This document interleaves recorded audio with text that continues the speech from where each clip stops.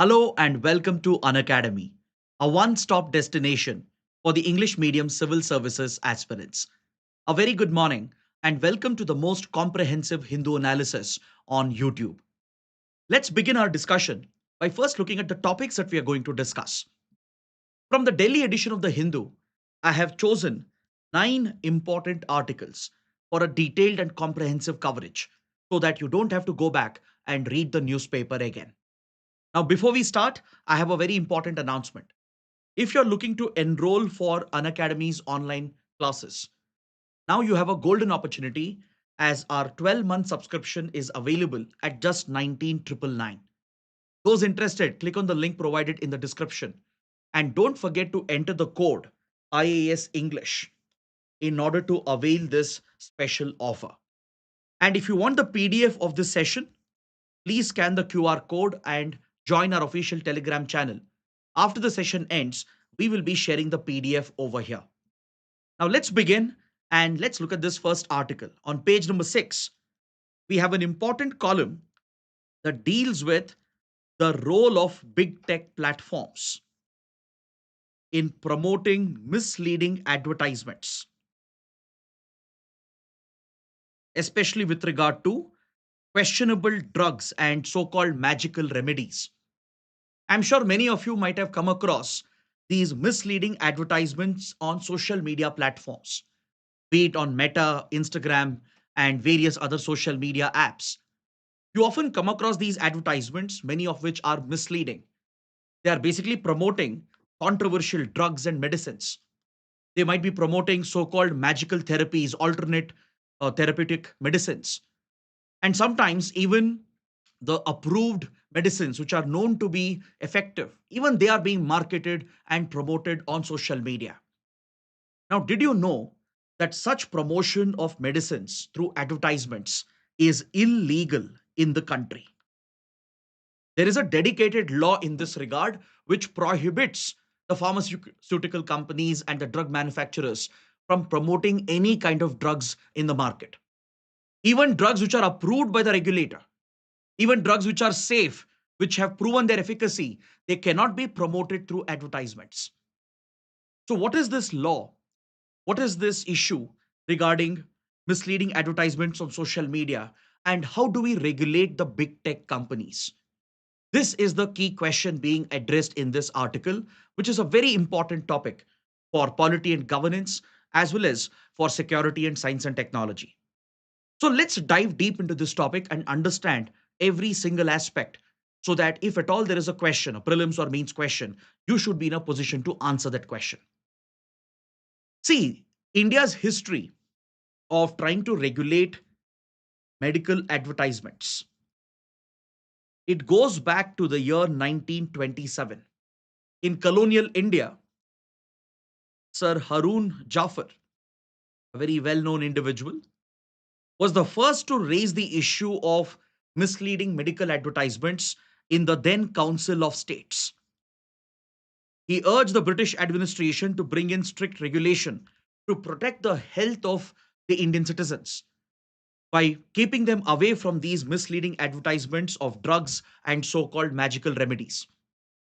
But despite the efforts of Sir Harun Jafar, it took many more years for a dedicated law to be brought in place. It was only 27 years later, in 1954, in independent India, the first law was enacted, the DMRA, Drugs and Magical Remedies Objectionable Advertisements Act 1954. The Drugs and Magical Remedies, which was a reference to the quack medicine, which was quite popular and remains popular even to this day. So, to tackle these objectionable advertisements, a dedicated law was enacted by the Parliament in 1954. So, under this law, around 54 diseases and conditions are listed for which medicines, therapies, even if they are safe, even if they have been approved by the regulator, even if their efficacy has been established, they cannot be advertised, be it through print media, through newspapers, through television, through any form of outdoor marketing, through hoardings, or even through advertisements on the internet in the digital space. All such promotion of these drugs and therapies for the listed medicines is prohibited under Indian law. This is to ensure that people don't self medicate. This is also to ensure that quack medicine is regulated and tackled, and primarily to protect the health of the Indian citizens. But of late, the big tech platforms, they are circumventing the legal process. The very term big tech is a reference to foreign based big technology companies from Meta to Google to other tech giants. So, on these social media platforms, you are seeing a flood of ads of late. There are advertisements promoting certain therapies which claim to be Ayurvedic medicine or homeopathic medicine. I'm sure many of you might have come across this as well. The moment you search for any health related condition or some diseases or medicines for that, you'll be flooded with these ads on social media promoting several medical products, drugs, and remedies. There are several drugs which are also being pushed through advertisements. Right? This is quite prevalent on internet based platforms and social media platforms. Now, some of these drugs might be safe. They might have been approved by the regulator. They might have gone through all the approval process. They might even have proved their efficacy of the drug. But still, marketing some of the drugs is prohibited, as I explained, under the provisions of the DMRA. The DMRA prohibits the advertisement of certain drugs for certain medicines and conditions.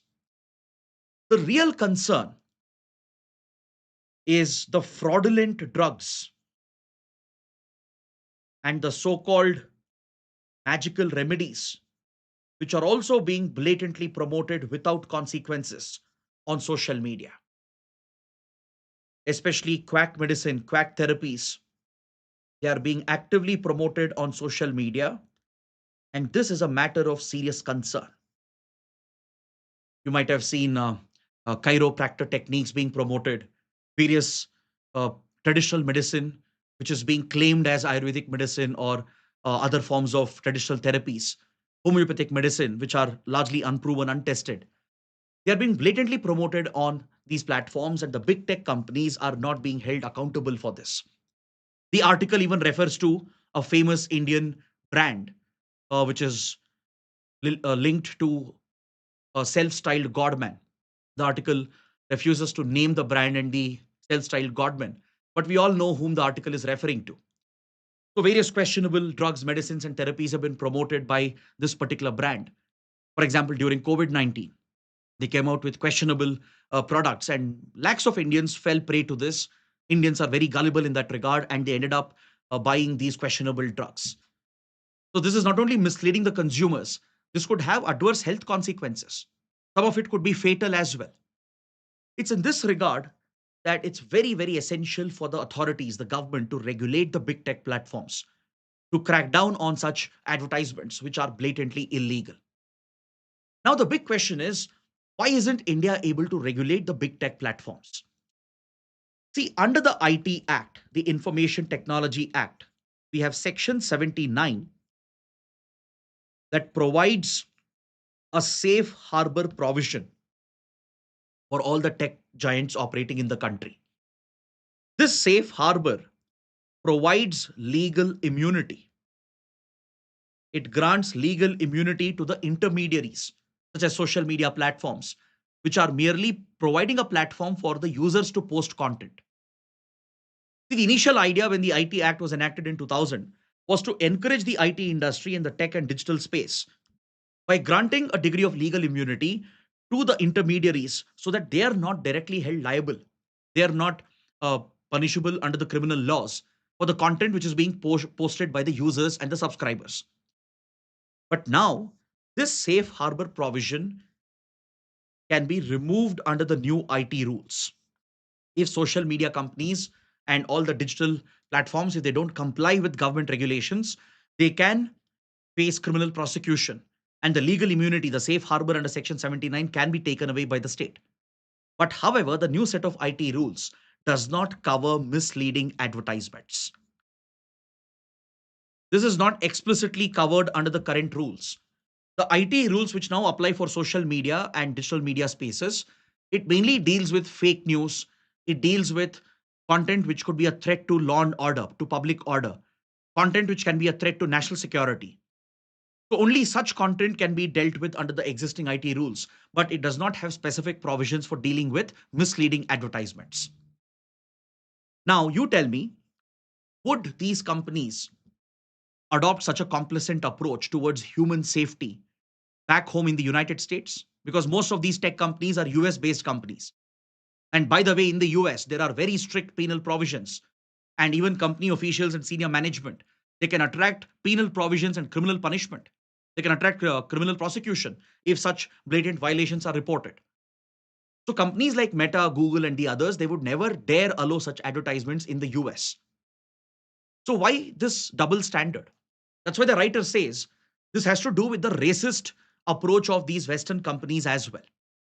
The same goes for Western pharmaceutical companies, which are known to leverage online space and influence they have to pump the marketing and the advertisement push that they are giving for certain brands of drugs and medicines. Now, they would never dare attempt this in Europe or in US, where there are strict laws and strict enforcement, where company officials at the senior managerial level could even face criminal punishment and a jail term. So this enforcement is missing in India. In India, the current legal provisions do not provide for holding the company management accountable. See, today, big tech companies are mandated to have an office in India. They need to have certain officials appointed as well under the IT rules. There should be a compliance officer. There should be a grievance redressal officer. So this allows the government to exercise a degree of regulation and control over these companies. But what is missing is the inclusion of misleading advertisements, promotion of unsafe drugs through these platforms.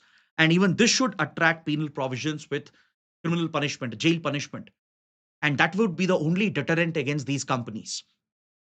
There should be a crackdown on quack medicine and unproven alternate therapies and traditional therapies. This is very, very essential to safeguard human health. The social media companies have always argued that they can't keep a check on what is being posted on their platforms, which is true to some extent. It's a genuine concern. When millions of users are there on the platform, how do you really keep a check on all the content which is being pushed through these platforms? Now, this argument is acceptable for regular content being posted by the users. The pictures, the videos, the messages they post, that might be to some extent difficult to keep track of. But today you have AI tools, automated algorithms, which can filter out objectionable content. Then more importantly, in advertisement space, these companies have greater degree of control. It's not that every user is pushing advertisement, right? Very few entities will be sponsoring these ads, and these companies, they actually hold a very high degree of control on the advertisement space. This is their bread and butter. This is the primary revenue source for these companies. So they need to have better regulations when they're accepting advertisements, because they go all out to market their space. They even have very aggressive marketing teams that engage with the brands in the country to attract advertisements and to sell the digital real estate. So why don't these companies enforce better standards and regulations and filter out such medicines which are prohibited under the law from being promoted? Why are they promoting quack therapies and medicines? Why are they allowing such therapies to be promoted when they would never do this in Europe or in US? How come they are doing this in India? So clearly, this is driven by the profit motive. And that's why the writer feels that the government of India, right, should act accordingly, amend the laws, bring in strict enforcement, and hold these big tech companies accountable. So, based on this topic, let's take up a practice question. And before that, if you have come across any such misleading advertisement of drugs, medicines, quack therapies, etc., let me know in the comments so that we can have a engaging discussion on this topic in the comment section. The question says the rise in misleading drug advertisements on popular social media platforms is also linked to the immunity that big tech enjoys in India. Discuss. So the question is referring to this issue, the issue of misleading drug advertisements, and how social media companies are getting away with accountability because they have a degree of immunity. There is a lacuna in our laws and enforcement. So this issue is being highlighted by this question, and you need to discuss about this pressing issue. So in the introduction, you can talk about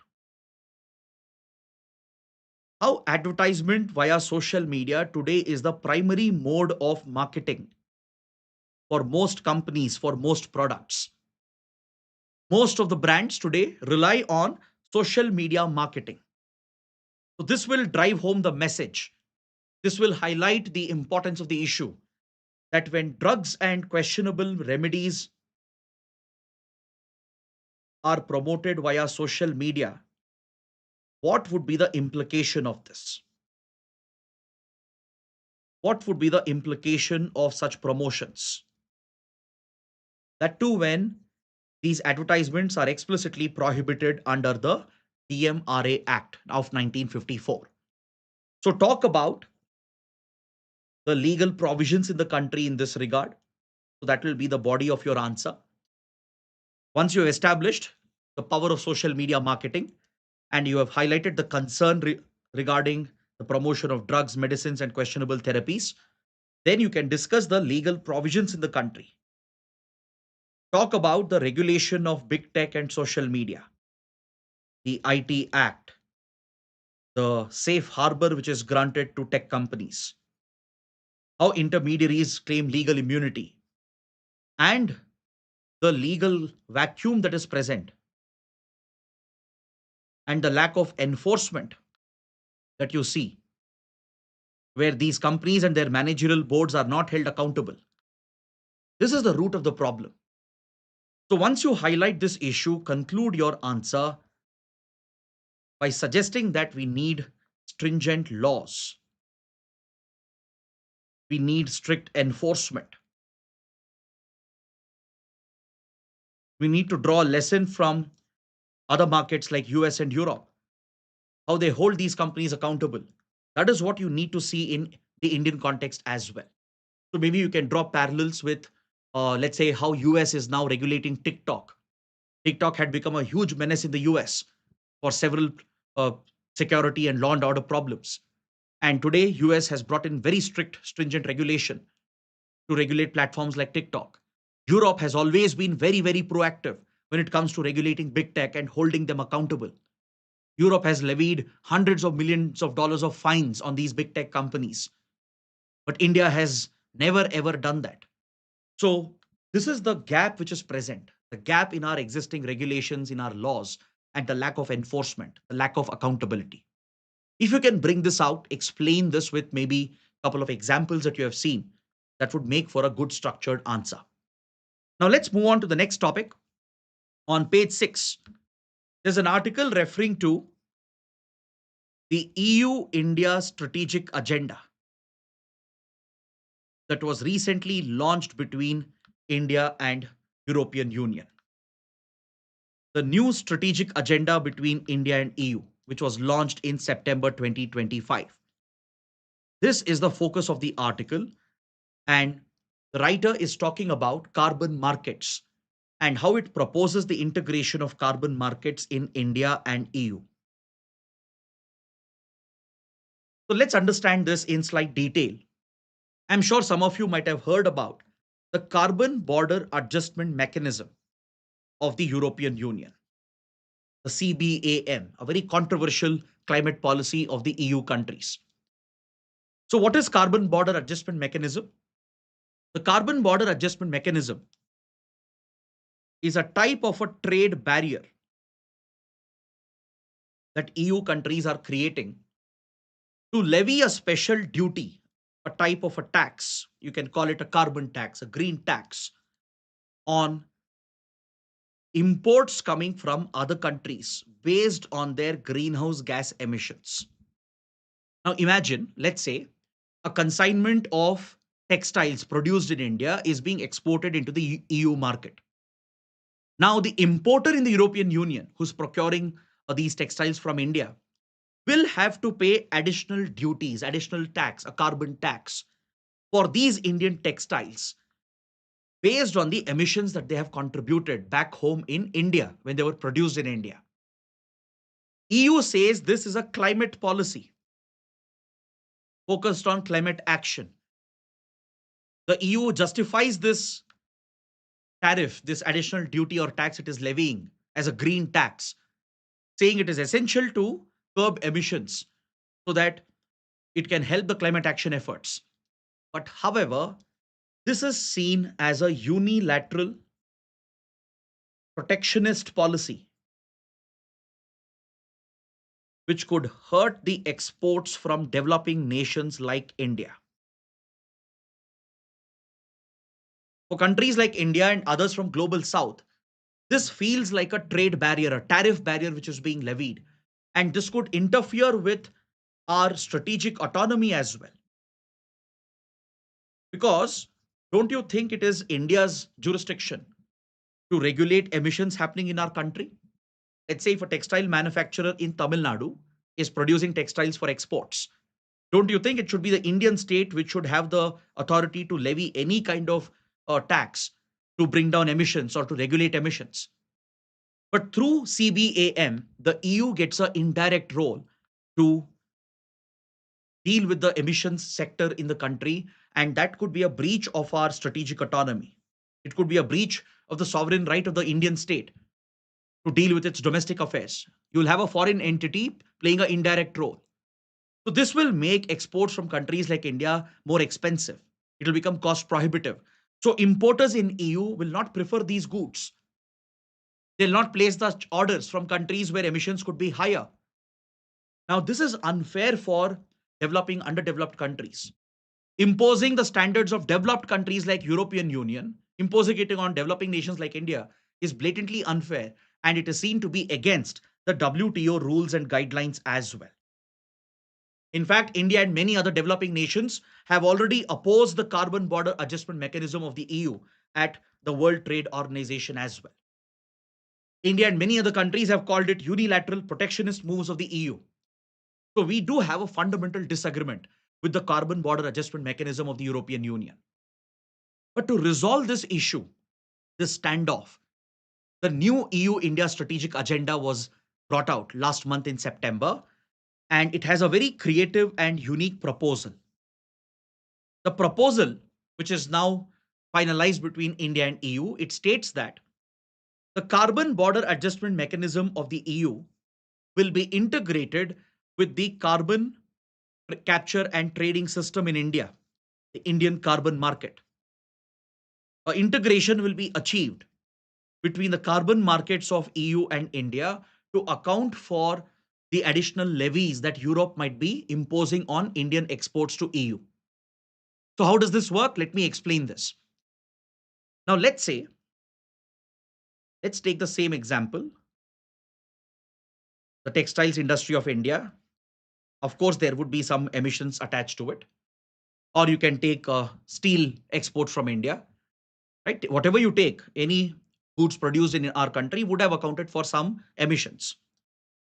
Now, EU's proposal is that India would have already levied some form of carbon tax on these emissions within our domestic market, right? India has started rolling out the carbon market in the country. The carbon capture and trading system is being put in place. Green credits are being awarded to those who bring down emissions, and the polluters have to pay additional cost to buy those carbon credits. So, a tradable carbon market is being put in place in India as well. So, the emitters in the country would have already incurred a certain cost. Let's call it the green cost. They would have already bought the carbon credits in the country, paid a certain type of levy for emitting greenhouse gas emissions while producing these goods. Now, if the same goods are being exported to European Union, the EU is promising under the new arrangement to offset the payment with the CBAM rates. Let's hypothetically assume The green cost incurred by this textile company in India is maybe around 50 euros. Okay, just a hypothetical example. Let's say for 100 kilograms of a material, a fabric produced, maybe 50 euros of green tax has already been paid by this company. Now, when the same material is exported to EU, let's say under the carbon border adjustment mechanism, the EU tax will come up to 200 euros. The additional EU tax, the carbon tax. Now, what European Union is promising is that they will deduct the 50 euros the company has already paid in India. Meaning now the importer in the European market will only have to pay 150 euros more for these goods to be allowed into the European market. So this offset is being provided under the new EU India strategic agenda which has been set up. This is likely to facilitate the path for the free trade agreement between India and EU. But however, the writer is arguing that this arrangement has several problems. Though it sounds good in principle, it seems to be like a fair arrangement because on one hand, it protects India's autonomous rights and sovereign rights to regulate its own emission space. And at the same time, it helps protect the Indian export industries to some extent, to some degree, because EU has agreed to offset that amount they've already paid in India, and importers will only have to pay the balance amount after equating it with the carbon border adjustment mechanism. So this, in a way, could help protect Indian exports to the EU, right? But however, there are many challenges and problems in implementing this. The writer correctly points out that the carbon border adjustment mechanism of European Union is a very mature system that has been created. The European Union has a very mature carbon market because see, there are independent regulators who actually keep track of emissions from various industries and the emission reduction that they are achieving. So the carbon certification, the certified emission reduction which is provided, those certificates which are awarded in the EU market, they are more credible. There's a transparent regulatory process for this. But if you look at India's carbon market, if you look at the carbon trading system India has introduced, it is still at a very nascent stage. It's not well developed. There are no independent regulators.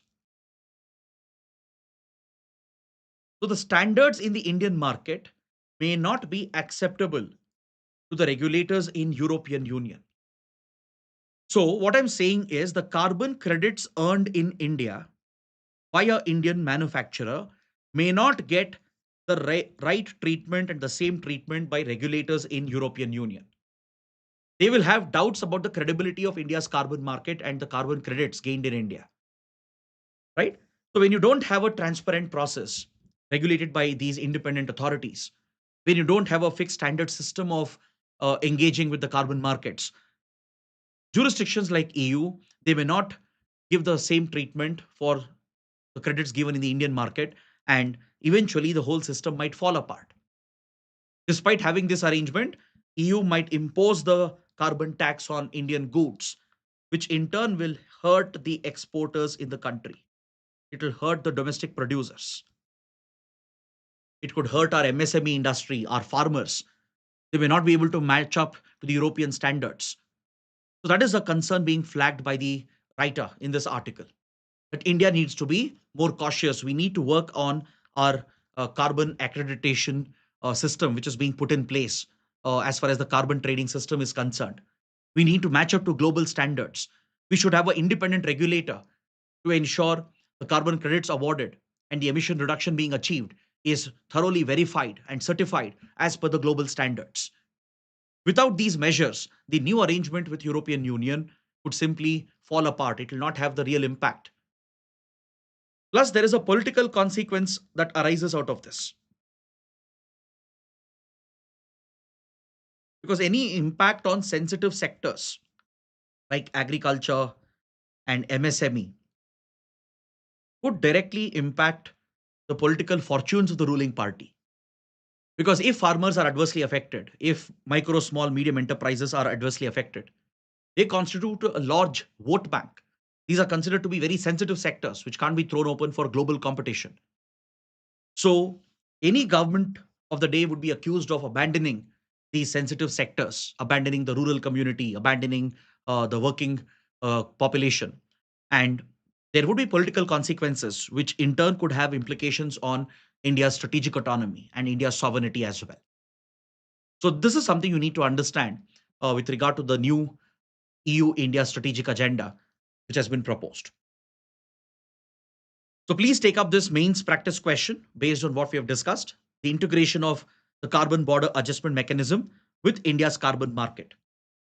What are the advantages and what could be the hurdles for its implementation? Now let's look at the next article, a very interesting take on the world of research and development. This article gives you an insight with regard to the investments being made in US and China. Where do US and China stand as of today when it comes to scientific research, scientific innovation and development? I'm sure you must be aware that any advance in R&D depends entirely on the funds which are provided.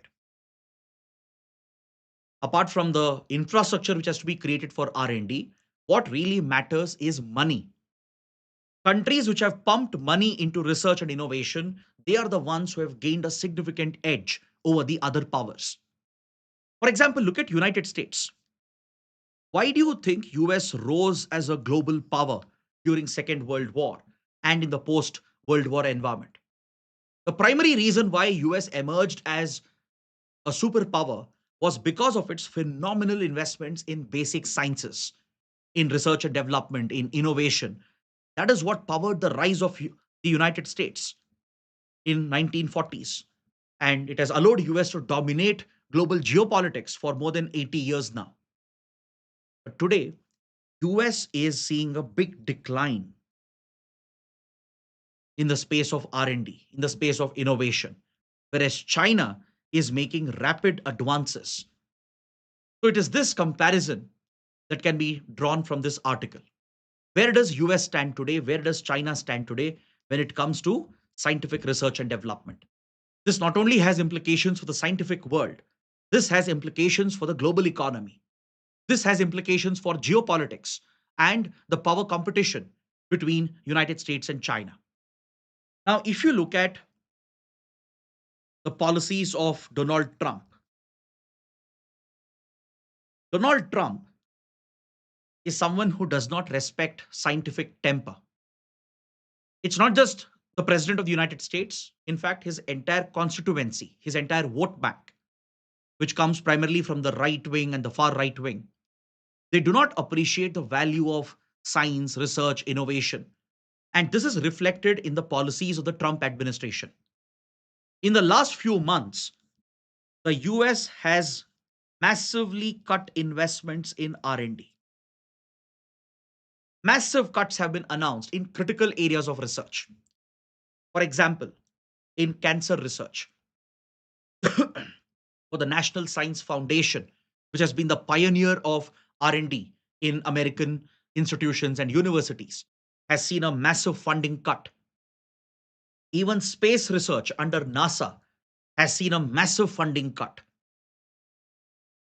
Then US aid, which would fund research activities in the field of healthcare, in the field of important diseases like HIV and emerging epidemics, pandemics, etc. They've all seen massive fund cuts under the Trump administration. This is where the concern should come up for the United States. See, as of today, US is spending roughly around $820 billion every single year on scientific research and development. This is their gross expenditure on R&D, GERD, which is a vital indicator, a parameter to measure the performance of countries. So gross expenditure on R&D in the US is approximately $820 billion per year.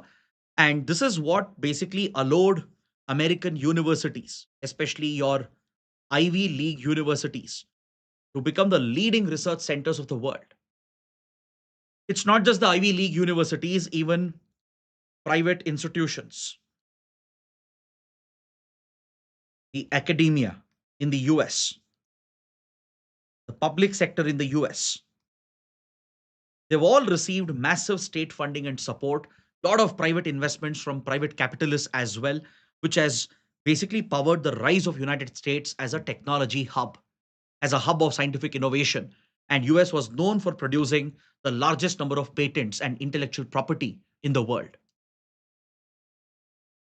It is this control over patents and IP that allowed US to dominate the global economy. Even now, US has a dominating control. But with the new funding cuts and the declining focus on R&D in the US, the writers are very, very clear that we will see a big decline in the coming decades as far as the dominance of the US is concerned in scientific research and innovation. Because the year on year growth in investments in R&D in the US is barely 1.7%. On a year to year basis, the increase in R&D funding in the US is at just 1.7%. Now, with these massive cuts under Trump administration, there might be a further decline and US might enter the negative space, meaning they will spend lesser and lesser on R&D. Now, compare this with China. China is miles ahead of the United States as of today. In terms of overall spending, if you look at the gross expenditure on R&D, China has been spending $780 billion per year. It is just short of what US has been spending as of 2023, just around $40 billion difference. But you know at what rate China is growing its investments in R&D? It is 8.7%. So you make the assessment. You draw the final assessment from this. China, US are almost at an equal footing. Just a $40 billion gap separates them. US investments in R&D is growing at just 1.7%, and there have been massive funding cuts. Meaning in few years, US will see probably negative investments in R&D. Whereas China is stepping up investments at 8.7%. Let's round it off to 9%. China will very soon overtake the United States when it comes to research and development. European countries are already far behind. Germany at least still has a higher percentage of spending on R&D. But if you look at other European countries like Italy, UK, France, Belgium, Netherlands, they've all seen very big funding cuts. So Europe is already out of competition. And very soon, even the US might be driven out, leading to complete Chinese domination when it comes to scientific research and development. So, this control that China is gaining in owning patents, in bringing out research papers, in owning intellectual property, this will give China a superior advantage over every other global power. Now, take for example the world of artificial intelligence. In just the world of artificial intelligence, did you know 40% of the research papers published last year came from China? It came from Chinese researchers, Chinese universities. Look at the performance of Chinese universities in global rankings. They are outperforming European and American universities. Out of the top 10 universities in the world, 8 of them are from China today. You might have heard of the China Academy of Sciences, which is very, very popular. Right now, it's ranked one of the number one universities. It has even overtaken your Ivy League universities in the US like Harvard, Stanford, and the others. This is the remarkable march that China is seeing in scientific research and development. It's purely because they are pumping the right amount of money into the right areas and the right sectors, whereas others are lagging behind. And India doesn't even stand in comparison to what China has been investing in research and innovation. This must be a lesson for other countries. If you don't make adequate investments in scientific research and innovation, very soon you will become outdated. And the ones who are making it, they will own intellectual property. And through this control over technology, they will control the global economy. They will dominate global geopolitics as well. That is the lesson we take away from this article. Next, we have another interesting article related to China again. Within China, there has been an internal purge which has been reported at the highest levels of China's leadership. As you know, China is a authoritarian communist state, a single party state where the Communist Party of China is the supreme party. The party itself forms the sovereign government of the PRC, the People's Republic of China. So there's no space for dissent, there's no space for basic fundamental rights, and the general secretary of the Communist Party wields supreme power like an authoritarian leader, like almost like a dictator. Now, in China, there are some key entities which are part of the Communist Party and the Chinese state. For example, in the Communist Party, you have the Politburo Standing Committee, the highest decision making body. You can compare this with our union cabinet. The Politburo is always headed by the general secretary. And who's the general secretary of the Communist Party? None other than Xi Jinping. The general secretary of the Communist Party automatically becomes the president of China. So Xi Jinping is the general secretary heading the Politburo Standing Committee. Then you have the Central Committee, which comprises of a larger group of senior leaders who guide and advise the Politburo and handle different ministries and different departments and organs of the government. The military arm of the CPC, the Central Military Commission, the supreme body taking decisions in military, defense, and strategic affairs, which is, of course, headed by the Chinese president Xi Jinping, with the vice chairman who acts as the leader of the Central Military Commission. Now, the Chinese military, the PLA, the People's Liberation Army, the PLA Navy, the PLA Air Force, the Ministry of State Security, the Chinese intelligence, MSS, they all operate under the overall command and leadership of the Central Military Commission. Now, these are some of the highest ranking bodies in China's administration, which is manned by leaders who are very, very close to the president. Only trusted leaders are given these vital positions in the Central Military Commission, in the Politburo, in the Central Committee, and even within the armed forces. Senior commanders, they have to be loyal to the communist ideology and the supreme leader. So, this shows the high degree of control that Xi Jinping exercises on China's state apparatus. But something unique and disturbing has come to notice. There have been several senior officials who have suddenly gone missing, meaning they're not spotted in public anymore.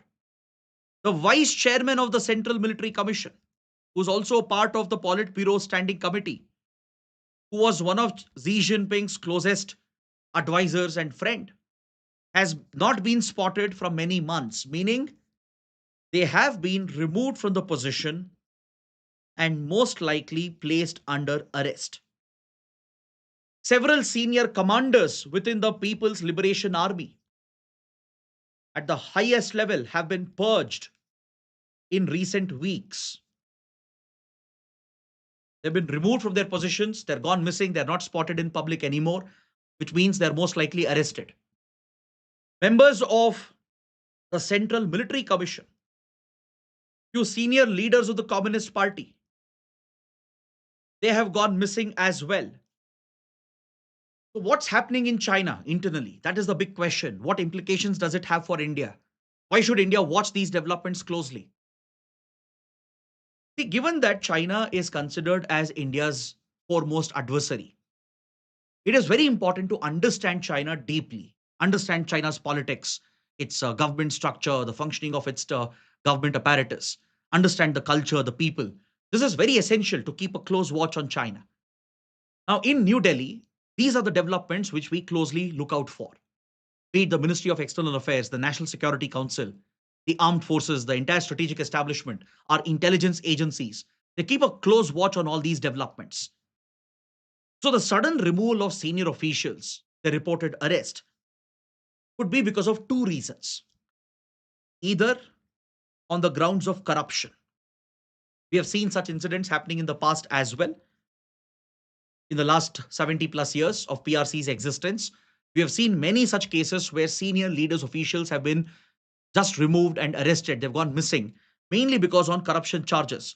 Because the Communist Party is very, very serious about party discipline. Corruption is something the Communist Party treats very seriously. And despite having such stringent punishments and stringent processes, there have been many high profile incidents of corruption. Then, apart from this, the other reason for the such removal of senior leaders and officials could be internal divisions, the formation of internal factions, the factional rivalries which might emerge within the Communist Party. Maybe some who are loyal to the supreme leader Xi Jinping, some who are plotting against Xi Jinping. A clear divide which has come up between them, or a big disagreement on the ideology and the functioning of the Chinese state. Now, it's widely believed that within the Communist Party, there are two main factions which are present. As of today, there are two main factions which act as political influence centers. One faction is known as the Fujian Gang, which is headed by Xi Jinping himself. Xi Jinping, if you know his background, he started out as a low level politician. At one point, he was a mayor of a small city in the Fujian province. He went on to become its governor and then rose up the ranks of the Communist Party to become the general secretary. So, Xi Jinping, he had worked with several other leaders, party members, and cadres from his own province. So, there is a group of leaders within the Communist Party and the high levels of leadership today who are blindly loyal to Xi Jinping and they belong to the Fujian gang. The rival faction which is seen is called as the Shaanxi gang. The Shaanxi gang reportedly, which has tried to weaken the position of Xi Jinping by promoting internal divisions and factional rivalries so that eventually Xi Jinping could be probably toppled and removed. So such internal fights have been seen often within the Communist Party, and it's nothing new. But Xi Jinping, over the last decade, has cemented his position. He has ruthlessly purged any divisions and rivalries. Even his former colleagues, aides, and close friends have been purged by Xi Jinping without any mercy or sympathy. So, this points towards the increasing control of Xi Jinping and the Fujian gang within the Communist Party. Now, this will have external consequences because as the internal divisions and rivalries heat up within the Communist Party, there might be added pressure on the leadership to try and distract the audience, to try and create a big distraction. And this often results in aggressive military misadventures by the People's Liberation Army. Or what if low level or mid level military commanders are unhappy with what's happening and they resort to something foolish without the approval of the highest levels of the leadership? So, this could result in unnecessary military aggression, diplomatic aggression, and volatility by the Chinese state. So, this will have political, geopolitical, and security implications for the neighbors of China. For countries like India, which have a standing border dispute, there might be a possibility where these internal fights within the Communist Party could lead to some sort of aggressive military posture just to create a diversion and to create a distraction within China. In fact, when the Ladakh standoff occurred in 2020, one speculation by experts and think tanks was that probably Xi Jinping had authorized the PLA to get aggressive against India to trigger a big standoff to create a distraction. Because in 2019, 2020, there was a serious challenge within the Communist Party to the leadership of Xi Jinping. So, this is the reason why these internal developments of China can also be relevant. Now, coming to the Special Intensive Revision 2.0, which has been announced by the Central Election Commission. The Election Commission of India has announced the rollout of the second edition of the SIR exercise. So there are multiple articles in today's paper. There is an article on the front page, there is an editorial, and as well as another article on the remaining pages of the newspaper today. The SIR exercise is something we have covered repeatedly when it was conducted in Bihar. For those who don't know, a quick summary. Special intensive revision is a process carried out by the Election Commission of India to revise and update the electoral rolls. Because this is a constitutional and legal mandate of the Election Commission to maintain the electoral rolls, to keep updating them, ensure its accuracy. The Constitution of India, the Conduct of Election Rules, Representation of People Act, they accord the legal mandate, the constitutional mandate for the Election Commission to keep updating and revising the electoral rolls to maintain its sanctity, to maintain its integrity and accuracy. Only the eligible voters of that constituency should be listed on the electoral rolls.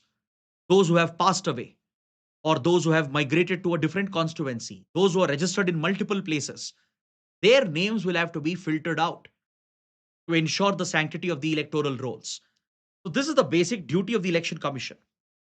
But however, the manner in which it was done in Bihar, the short time frame in which it was rushed before the elections, the way in which documents were chosen for verification exercise, and the number of voters whose names have been deleted, and the disproportionate removal of women voters from the list is what has raised concern with regard to the SIR exercise.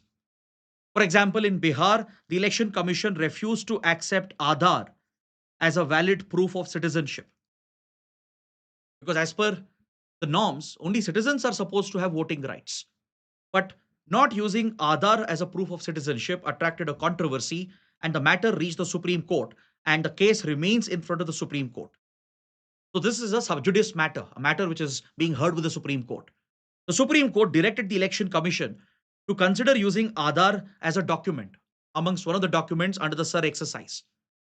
So Election Commission has now accepted to use Aadhaar as a proof of identity, but not as a proof of citizenship.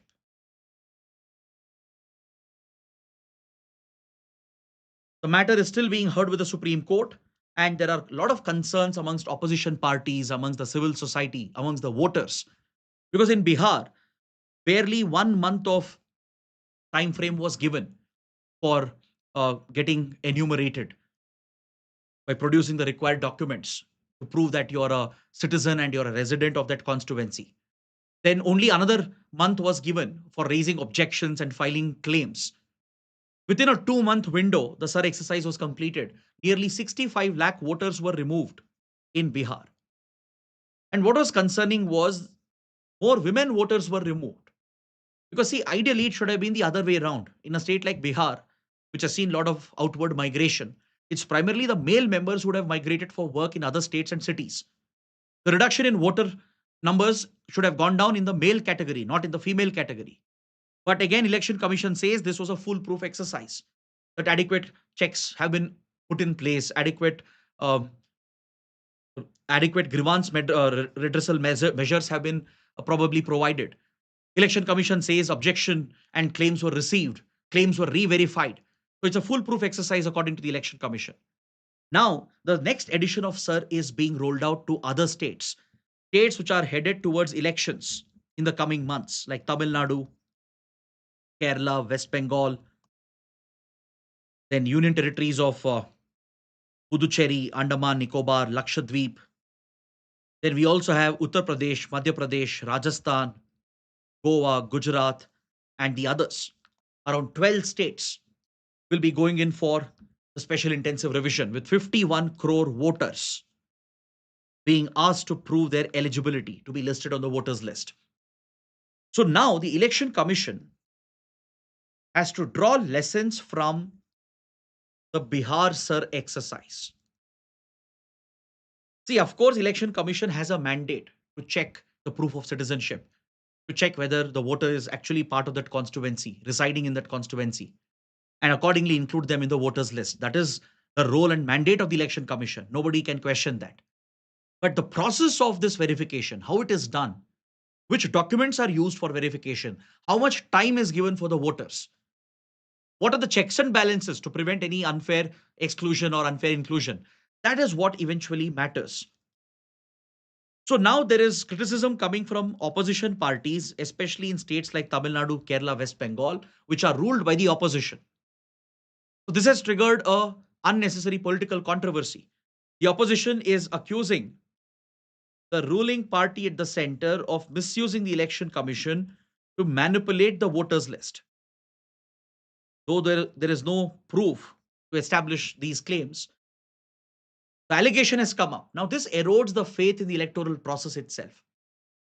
The way in which election commission is dismissing the concerns, the way in which opposition parties are raising these accusations, the way in which the ruling party at the center is almost sidelining these concerns. This erodes the faith of the voter. See, the very foundation of a democratic state is the free and fair conduct of elections. It should not only be free and fair, it should be seen to be free and fair. So that is, excuse me. So that is where the special intensive revision has become controversial. But the editorial is hoping that when 51 crore voters are asked to prove their citizenship and residency, the Election Commission should consider the valid documents, including Aadhaar. Election Commission has a list of documents to prove this, but Aadhaar was not one of them. It was only after Supreme Court's intervention Aadhaar was included, but as a proof of identity alone, not as a proof of citizenship. So this is something the editorial is urging the Election Commission to consider. Because today, Aadhaar is the document which most of the people in the country possess, not just as proof of identity, but as a proof for various other purposes. So it's high time for Election Commission to consider the recommendations of the Supreme Court.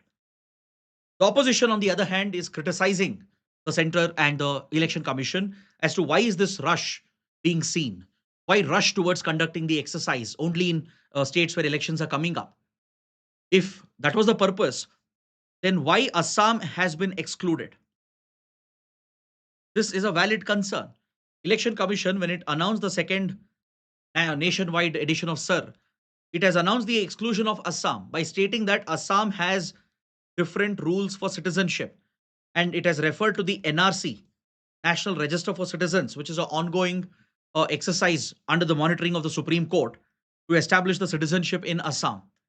By citing these exceptions about Assam, Election Commission has excluded Assam, which is also headed towards polls. But the fact that Assam is ruled by the same party, which is at power in the center, and whereas the election is being pushed in other states where opposition is in power, like West Bengal, Tamil Nadu, Kerala, this has triggered a political controversy that the election commission is being misused by the ruling party at the center. Now, this is what a country like India should avoid at any cost. The responsibility lies with the election commission to prove the credibility, the transparency of the process, to simplify the process, make it easy for the voters to get themselves verified and added onto the list. See, Election Commission says that booth level officers are now being asked to carry out 3 house visits to ensure no household is missed out. While this is a good move, it has also accepted Supreme Court's advice to include Aadhaar, but at least as a proof of identity, if not as proof of citizenship. This is still better than what was done in the Bihar exercise. The other concern is about the time window.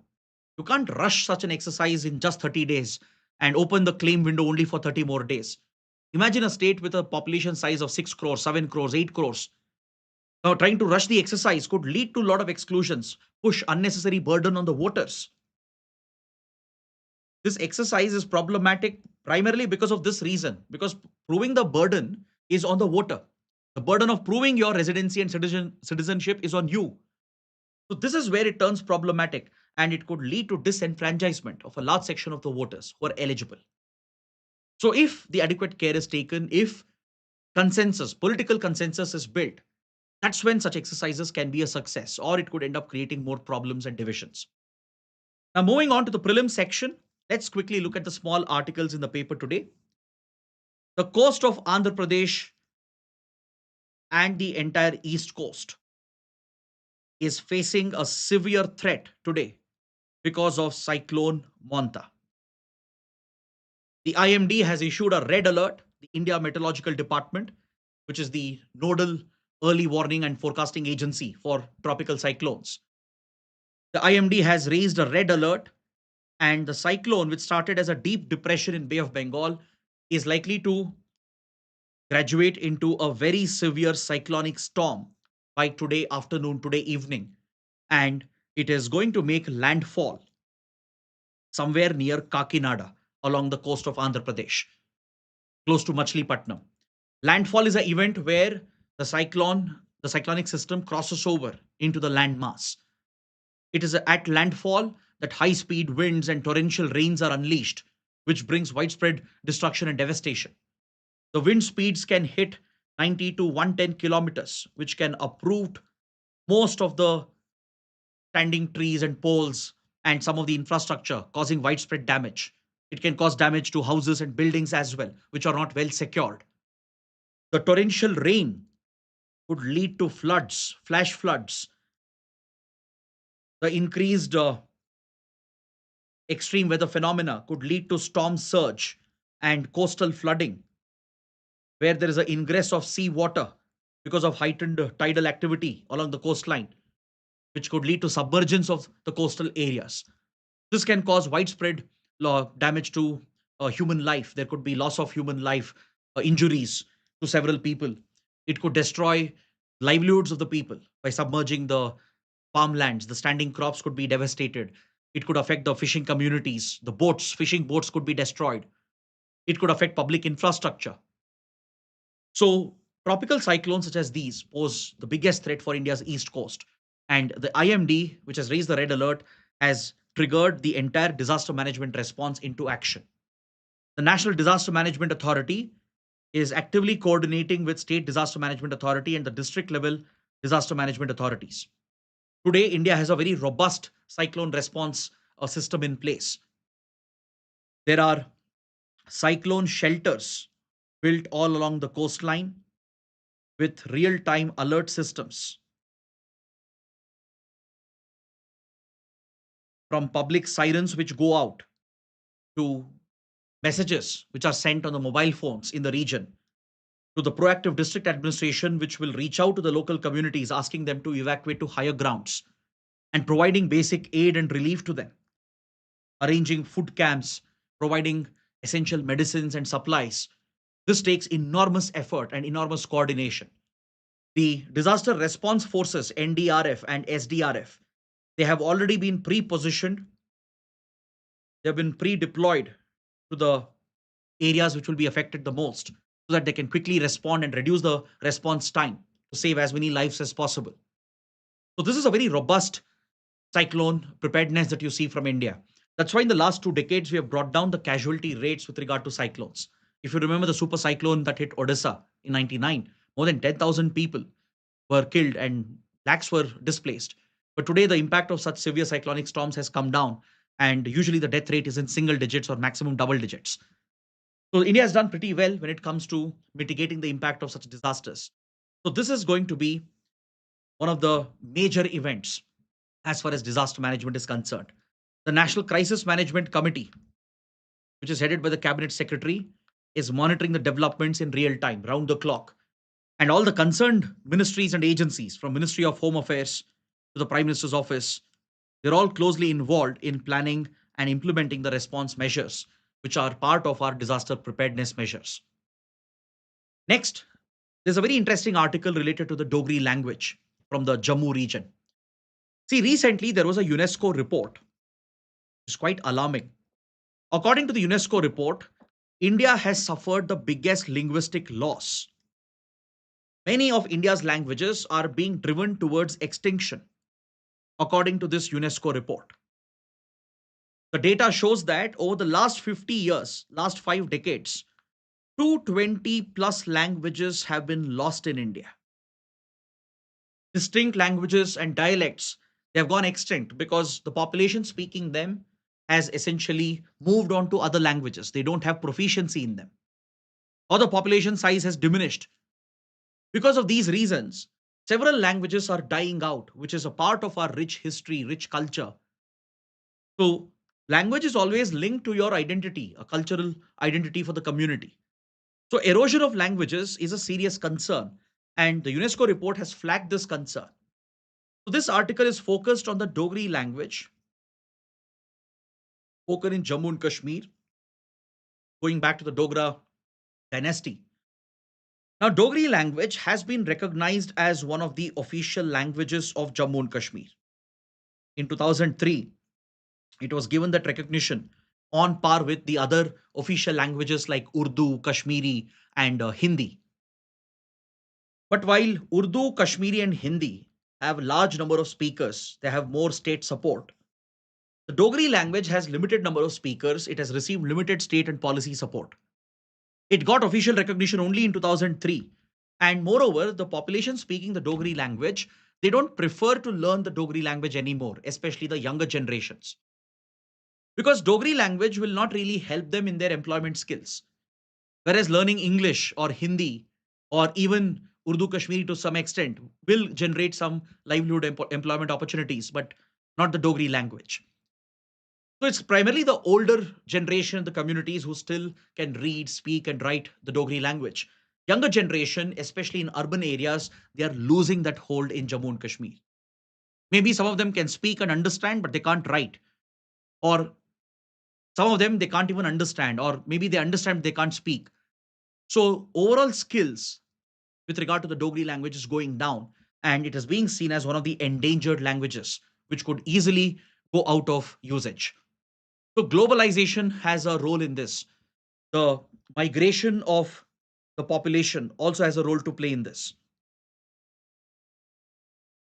As the youth of such small communities, they seek opportunities in other states, other big cities. They move out of their native place. They lose touch with their linguistic heritage. They often tend to forget how to write in their language or how to speak or how to even understand their language.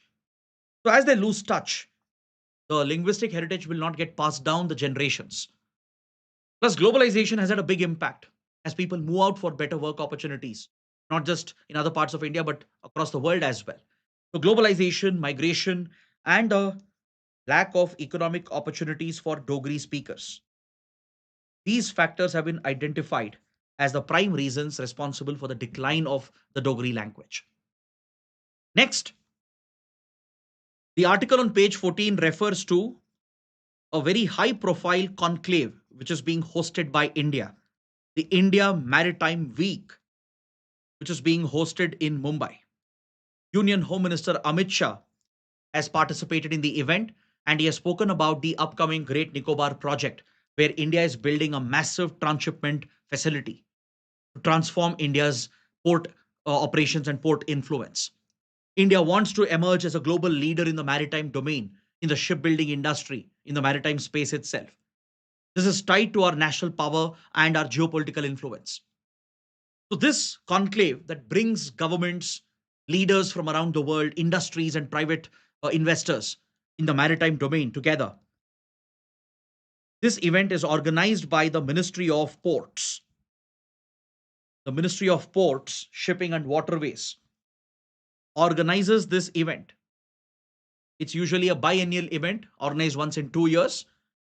It is organized with direct involvement of the government of India with the role of some think tanks and expert groups. So they bring together industry leaders from around the world in the maritime shipping domain, in the shipbuilding industry. So this aligns with India's Sagar Mala objectives. The goal is to attract more investments into India's maritime sector, to transform our port operations, our port infrastructure,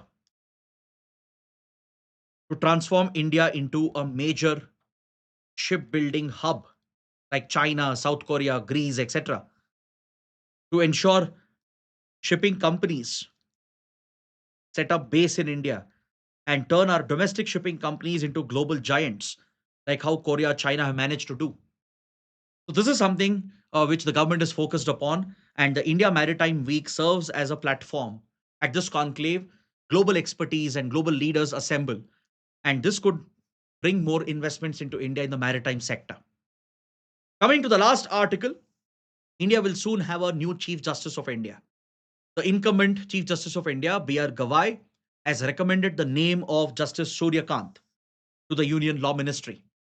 Recently, the Law Ministry has approach the Chief Justice of India asking for a recommendation for the next Chief Justice of India to be appointed. And according to the established process, Chief Justice of India B.R. Gawai has recommended the name of Justice Surya Kant to the Law Ministry. Now, this name will be forwarded to the Prime Minister, right, who heads the Council of Ministers, who in turn will recommend the name to the President of India for appointment as the next Chief Justice of India. So please note, this is covered under the provisions of Article 124, provides for the Chief Justice of India who's appointed by the President of India. President of India appoints the Chief Justice of India under his hand and seal or her hand and seal. And this is done after consultation with the concerned judges of the Supreme Court and the High Court, the collegiums. So the process is started with the Law Ministry when the incumbent Chief Justice of India is approaching retirement. And they basically ask the Chief Justice of India itself for recommendation, who will consult with the collegium and provide the name. And as per seniority, the names are usually referred. And the Law Ministry will forward the proposal to the Prime Minister who chairs the Council of Ministers. So once it is forwarded to the President, once the PM advises the President will complete the formality, the process by appointing the next Chief Justice of India and administering the oath. So this is what you should be familiar with. The process of choosing the next Chief Justice of India, appointing them, the oath which is administered to them.